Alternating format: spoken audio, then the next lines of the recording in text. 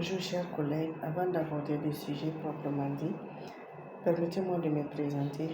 Je suis Atiara Sissi, sociologue administratrice des affaires sociales et de formation, en service au sein du Haut Commissariat des Nations Unies pour les réfugiés en tant qu'assistante de protection pour le bureau terrain de Fana au Burkina Faso.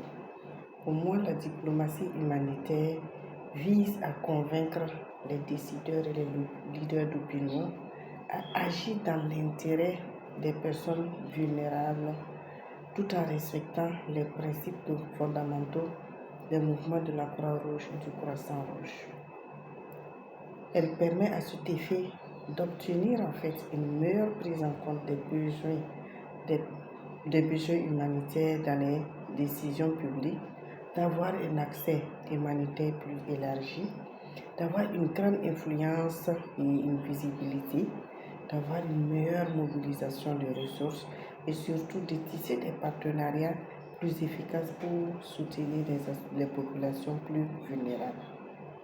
Ainsi donc, de façon plus concrète, la diplomatie humanitaire est définie comme l'ensemble des actions visant à convaincre les décideurs et les leaders d'opinion d'agir dans l'intérêt des personnes vulnérables par la sensibilisation, par la négociation, par la communication, par les alliances et autres formes de plaidoyer. Elle poursuit 4 indicateurs qui sont entre autres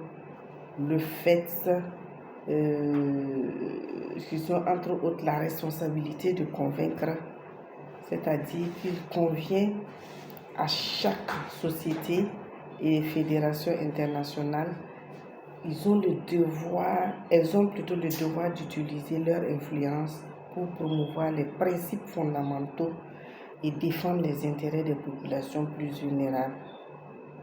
Elles doivent mettre l'accent sur la neutralité qui ne doit pas être un prétexte à la passivité. Ils doivent également utiliser les outils diplomatiques appropriés à travers l'identification des bons décideurs, la compréhension des processus de décision, entre autres, et l'utilisation des protocoles et les bonnes pratiques. Le 3e indicateur pourrait être le fait de s'appuyer par les sociétés nationales et les fédérations internationales sur les compétences et les connaissances existantes. C'est-à-dire que les sociétés nationales doivent rester concentrées sur les domaines où elles ont des expertises. Elles doivent construire une mémoire institutionnelle. Elles doivent également afficher leur intégrité et leur capacité d'intégration. L'autre indicateur, c'est d'établir les partenariats externes en collaborant avec les gouvernements, les ONG et les autres acteurs lorsque c'est nécessaire, dans la transparence et avec les engagements clairs et définis. Et enfin, le dernier indicateur qui est une portée politique. Il faut que cela ait une portée politique à travers la constitution d'un cadre global appréciable à toutes les sociétés nationales, le renforcement des autres politiques et stratégies de la fédération internationale et le fait d'accroître l'impact et la visibilité du mouvement sans modifier son mandat humanitaire. Voilà un peu ce que je peux dire concernant le document sur la diplomatie humanitaire.